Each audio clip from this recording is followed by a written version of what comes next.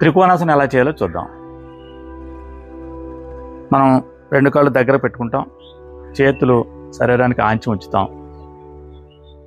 తర్వాత 2 చేతులు నేలకు సమాంతరంగా నిదానంగా పైకి తీసుకొస్తాం. కాళ్ళను ఎడంగా పెట్టుకుంటాం.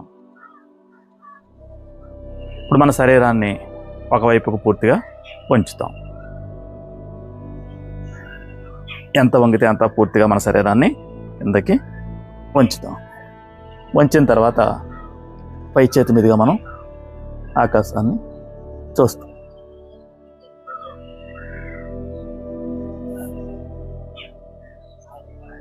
ఇలా మనం కనీసం 1 నిమిషం ఉండగలిగితే ఈ ఆసనం తాలూకా పూర్తి ప్రయోజనాన్ని పొందగలుగుతాం. తర్వాత నెమ్మదిగా పైకి లేస్తాం. 2 కాళ్ళు దగ్గర తెచ్చుకుంటాం,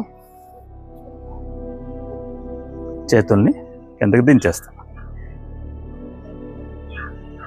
ఇదే విధంగా రెండో వైపు కూడా చేస్తాం. చేతులు మళ్ళీ నేలకు సమాంతరంగా తీసుకొస్తాం. కాళ్ళు ఎడం చేసుకుంటాం. ఇప్పుడు రెండో వైపుకి మన శరీరాన్ని పూర్తిగా వంచుతున్నాం.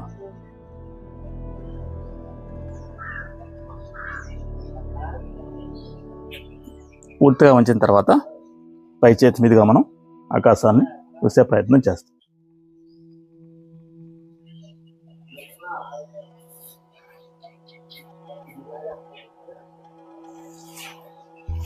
పూర్ణ స్థితిలోకి వచ్చాక కనీసం 1 నిమిషం నిశ్చలంగా ఉండే ప్రయత్నం చేయాలి.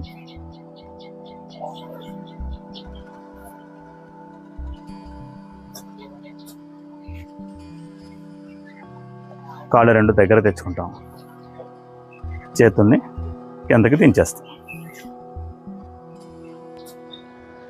త్రికోణాసన ఫలితాలు: కాలి కండరాలు బలపడతాయి. కాలి కండరాల్లోనూ తుంటిలోనూ ఫ్లెక్సిబిలిటీ వస్తుంది. వీపు నొప్పి, వెన్ను నొప్పి, వీపులోను వెన్నులోనూ వచ్చేటువంటి బెనుకుల నుంచి ఉపశమనం కలుగుతుంది. కాలి మడమల బలం పెరుగుతుంది.